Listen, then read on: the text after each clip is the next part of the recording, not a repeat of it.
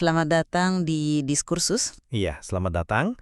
Hari ini kita akan bahas satu isu yang cukup menyita perhatian publik ya, dan juga menimbulkan perdebatan hukum yang lumayan mendalam, yaitu soal pemberian rehabilitasi oleh Presiden Prabowo Subianto kepada dua guru dari Luwu Utara, Sulawesi Selatan. Namanya Bapak Rasnal dan Bapak Abdul Muiz. Itu kejadiannya 12 November 2025 lalu. Iya, betul. Peristiwa ini memang cukup kompleks ya. Akarnya itu kan ada pada situasi sulit di SMA Negeri 1 Luwu Utara. Itu sekitar tahun 2017-2018. Jadi guru-guru honorer di sana itu tidak terima gaji sampai 10 bulan lamanya karena masalah pencairan dana BOS, bantuan operasional sekolah. Nah, menghadapi situasi ini, Kepala Sekolah waktu itu Bapak Rasnal dan Bendahara Komite Bapak Abdul Muiz, mereka ambil inisiatif. Setelah ada rapat dengan orang tua murid dan komite sekolah, disepakatilah pengumpulan iuran sukarela. Nilainya Rp20.000 per bulan dari orang tua siswa. Tujuannya ya jelas, supaya kegiatan belajar mengajar itu tetap jalan dengan membayar gaji guru honorer yang tertunggak itu. Oke. Tapi justru inisiatif ini malah jadi panjang urusannya ya. Tahun 2019, ada LSM, Lembaga Swadaya Masyarakat, melaporkan tindakan itu sebagai dugaan pungutan liar. Nah, proses hukumnya bergulir. Tahun 2021, Pengadilan Negeri Masamba memvonis keduanya bersalah. Dakwaannya tindak pidana korupsi terkait pengelolaan dana non-BOS. Dan putusan ini terus berlanjut. Pengadilan Tinggi Makassar menguatkan, terus puncaknya Mahkamah Agung menolak kasasi mereka di tahun 2023. Itu putusan nomor 4265 Kapitsus 2023. Jadi ya, putusan ini sudah inkrah, sudah berkekuatan hukum tetap. Betul, dan sebagai konsekuensi dari putusan MA yang final itu, pemerintah Provinsi Sulawesi Selatan lewat Dinas Pendidikan menerbitkan SK PTDH, pemberhentian tidak dengan hormat ya, untuk kedua guru ini di bulan Oktober 2024. Ya ini kan prosedur standar ya, untuk ASN yang terbukti melakukan tindak pidana korupsi. Nah lucunya, bukan lucu sih menariknya, setelah semua proses hukum itu selesai, justru di November 2025, Presiden memberikan rehabilitasi. Lewat proses peradilan yang tuntas sampai Mahkamah Agung. Pertanyaannya jadi, apakah langkah Presiden memberikan rehabilitasi ini bisa dibenarkan? Sebagai, katakanlah, upaya memulihkan rasa keadilan yang lebih substantif. Atau sebaliknya, ini justru harus dilihat sebagai ya semacam intervensi eksekutif terhadap independensi peradilan dan bisa menggerus prinsip kepastian hukum. Padahal itu kan fondasi negara hukum kita. Oke, nah posisi saya dalam diskusi ini adalah bahwa rehabilitasi tersebut merupakan langkah afirmatif yang menurut saya perlu dan tepat. Tujuannya jelas untuk menegakkan keadilan substantif, memulihkan nama baik, juga hak-hak kedua guru ini. Terutama kalau kita pertimbangkan konteksnya yang unik ya, dan juga niat baik yang jelas dibalik tindakan mereka dalam situasi yang bisa dibilang darurat. Sementara saya akan coba berargumen dari sisi yang berbeda. Meskipun kita tahu rehabilitasi itu hak prerogatif presiden, diatur di konstitusi, tapi penggunaannya dalam kasus spesifik ini, apalagi setelah ada putusan MA yang final, ya ini memunculkan pertanyaan mendasar sih soal penghormatan kita terhadap putusan pengadilan yang sudah berkekuatan hukum tetap, dan juga yaitu tadi prinsip kepastian hukum itu sendiri. Sisi saya dulu ya, saya pikir ini krusial sekali untuk tidak hanya melihat kasus ini dari kacamata hukum formal semata, tapi juga memahami akar persoalannya secara utuh gitu. Kita bicara kondisi darurat loh, guru honorer yang kita tahu jadi tulang punggung pendidikan di banyak daerah, itu nggak terima haknya, gaji, selama 10 bulan. Itu kan bukan waktu sebentar ya, dan pasti dampaknya serius ke motivasi, ke kelangsungan hidup mereka, juga pasti ke proses belajar mengajar. Dana BOS yang harusnya jadi solusi malah macet. Jadi tindakan Kepala Sekolah Rasnal dan Bendahara Komite Muiz ini menurut saya bukan tindakan gegabah atau ujuk-ujuk muncul. Ini adalah respon kolektif yang lahir dari ya mungkin keputusasaan dan urgensi. Dan penting dicatat, ini disepakati lewat forum resmi, rapat orang tua dan komite sekolah. Iurannya pun disepakati sukarela, sifatnya Rp20.000 per bulan. Jumlahnya relatif kecil, tujuannya spesifik. Bayar gaji guru honorer biar sekolah nggak lumpuh. Nggak ada indikasi kan dana ini diselewengkan buat kepentingan pribadi. Nah, inilah yang banyak pihak sebut sebagai niat baik. rehabilitasi dari presiden yang memang dijamin pasal 14 ayat 1 UUD 1945 jadi relevan di sini. Kalau kita lihat definisinya di KUHP, pasal 1 angka 23, rehabilitasi itu kan pemulihan hak dalam kemampuan, kedudukan, harkat, dan martabat. Ini pas banget menurut saya untuk situasi yang dirasakan banyak orang sebagai ketidakadilan, orang niat baik kok malah dihukum pidana korupsi. Terus jangan lupakan juga gelombang dukungan yang luar biasa loh dari masyarakat Luwu Utara, alumni sekolah, organisasi kedaerahan kayak PBI Kami Sulsel, KKLR, sampai ada rekomendasi resmi dari DPRD Provinsi Sulawesi Selatan. Rekomendasi DPRD ini bahkan secara eksplisit minta pengembalian hak kepegawaian dan pemulihan nama baik. Ini kan sinyal kuat ya. Ada persepsi ketidakadilan yang meluas, bahkan di level institusional daerah. Jadi rehabilitasi presiden ini bukan cuma simbolik, tapi upaya konkret untuk memulihkan nama baik mereka sebagai ASN yang dinilai berjasa, sekaligus mengembalikan hak-hak administratif yang fundamental, seperti hak pensiun dan tunjangan. Ini keadilan moral dan material menurut saya. Iya, saya memahami sepenuhnya narasi soal niat baik itu, situasi sulit yang dihadapi, juga dukungan publik yang muncul. Tapi, dari perspektif hukum, kita kan nggak bisa begitu saja mengesampingkan proses peradilan yang sudah berjalan secara penuh ya. Bapak Rasnal dan Bapak Muiz ini kan sudah melalui semua tingkatan peradilan. Pengadilan Negeri Masamba bilang mereka bersalah, putusannya diuji, dikuatkan Pengadilan Tinggi Makassar. Upaya hukum terakhir mereka, kasasi ke Mahkamah Agung. Ditolak. Itu putusan nomor 4265 Kapitsus 2023. Artinya, ya secara hukum, kesalahan mereka itu sudah terbukti dan putusannya final, mengikat, inkrah. Nah, konsekuensi dari putusan inkrah untuk kasus korupsi bagi seorang ASN itu jelas banget dalam peraturan kepegawaian. Ya, pemberhentian. Jadi, SKPTDH yang dikeluarkan Pemprov Sulsel Oktober 2024 itu, seperti yang disampaikan Kepala Dinas Pendidikan waktu itu, Bapak Iqbal Najamuddin, itu bukan kesewenang-wenangan. Itu ya murni penegakan aturan disiplin ASN yang berlaku. Sekarang soal rehabilitasi. Betul, UUD 1945 pasal 14 ayat 1 ngasih hak prerogatif rehabilitasi ke presiden. Tapi, coba deh kita cermati lagi definisi rehabilitasi di KUHP pasal 1 ayat 23. Di situ kan jelas tertulis, rehabilitasi diberikan karena penangkapan, penahanan, penuntutan atau pengadilan tanpa alasan berdasarkan undang-undang, atau karena kekeliruan mengenai orang atau hukum yang diterapkan. Nah, pertanyaan mendasarnya, apakah kondisi tanpa alasan berdasarkan undang-undang atau kekeliruan hukum ini terpenuhi? Padahal, lembaga peradilan tertinggi kita, Mahkamah Agung, justru sudah menyatakan mereka bersalah berdasarkan undang-undang yang berlaku setelah melalui proses pemeriksaan kasasi.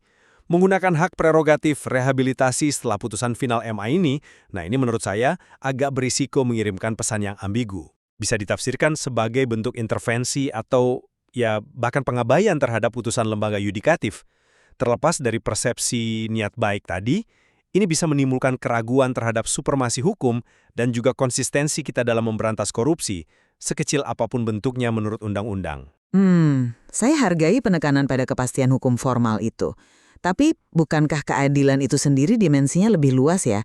Ada keadilan substantif, ada rasa keadilan masyarakat. Itu juga kan elemen penting dalam negara hukum.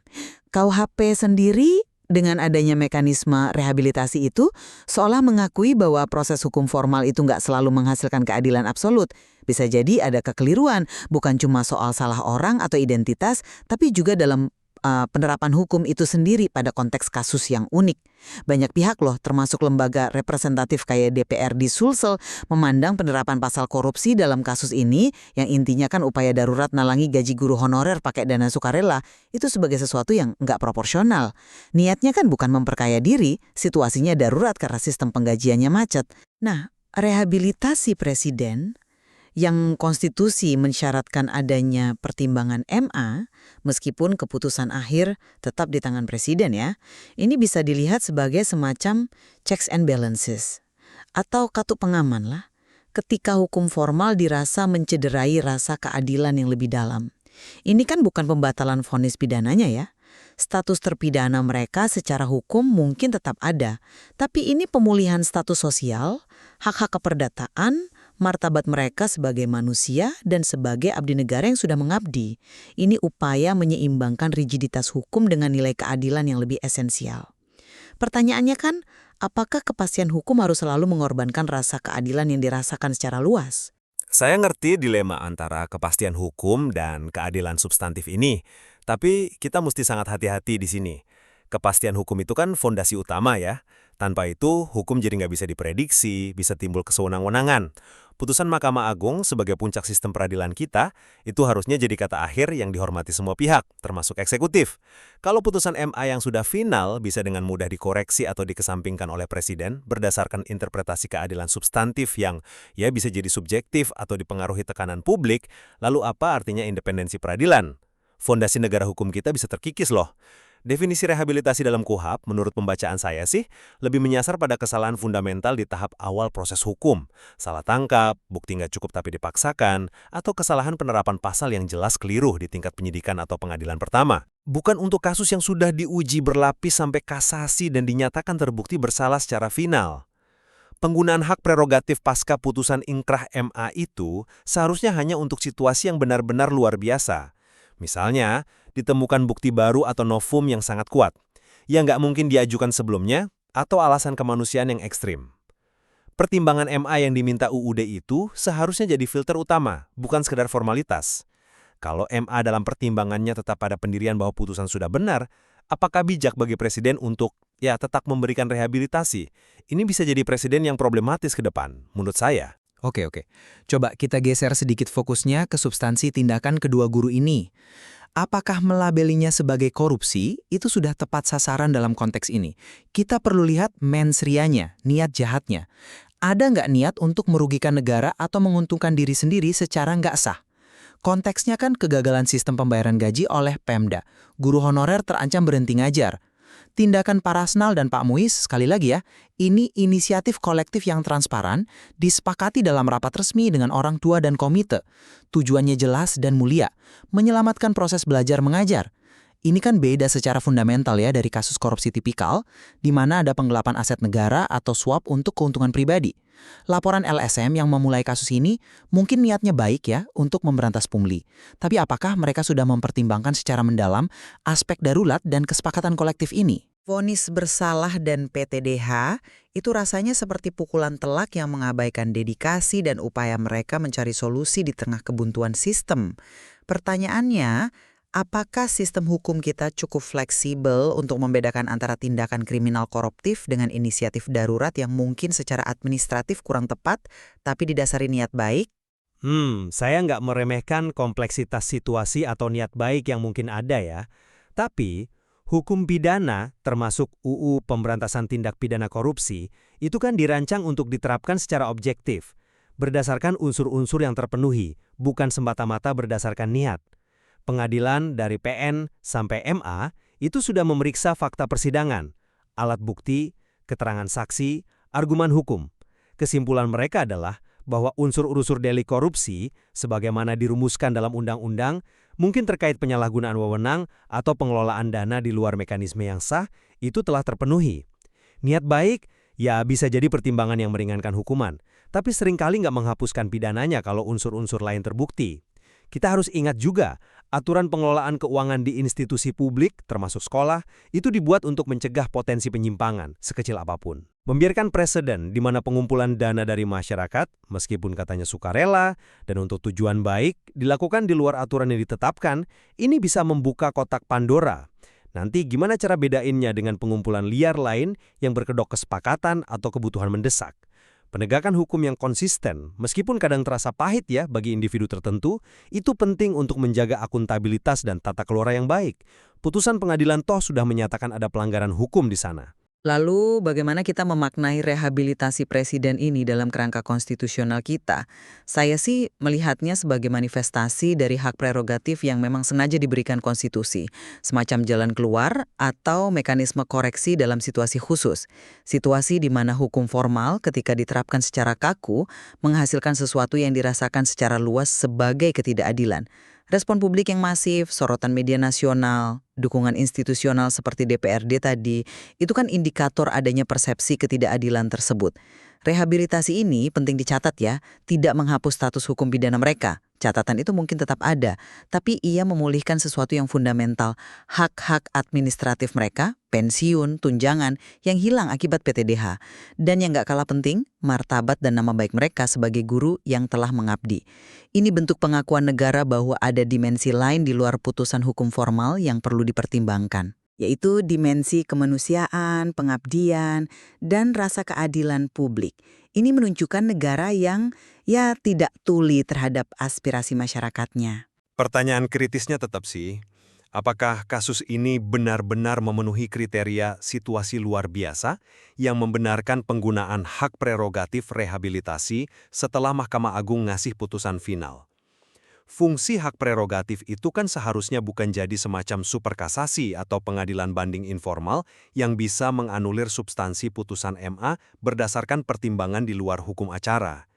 Idealnya, yaitu tadi, untuk mengoreksi error in procedendu atau kesalahan fatal yang mungkin terlewat oleh sistem peradilan atau karena alasan kemanusiaan yang sangat kuat dan gak terbantahkan, seperti kondisi kesehatan terpidana yang sangat parah atau penemuan bukti baru yang mengguncang.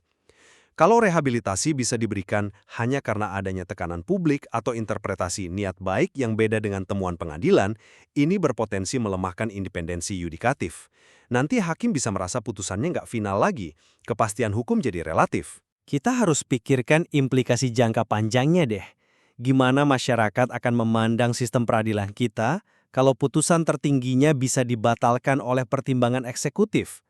Terus, gimana dampaknya pada semangat pemberantasan korupsi kalau ada persepsi bahwa vonis korupsi bisa dinegosiasikan lewat jalur politik atau tekanan publik? Ini pertaruhan yang besar loh bagi supremasi hukum kita. Baiklah, sebagai penutup dari perspektif saya ya, pemberian rehabilitasi oleh Presiden Prabowo kepada Bapak Rasnal dan Bapak Abdul Muiz ini harus dilihat sebagai sebuah langkah afirmatif yang mengutamakan keadilan substantif dan nilai moral. Ini adalah pengakuan terhadap konteks darurat, niat baik, dan juga jasa pengabdian kedua guru ini. Sekaligus respons terhadap aspirasi kuat dari berbagai elemen masyarakat dan institusi daerah yang melihat adanya, semacam ketidakadilan dalam penerapan hukum formal di kasus ini.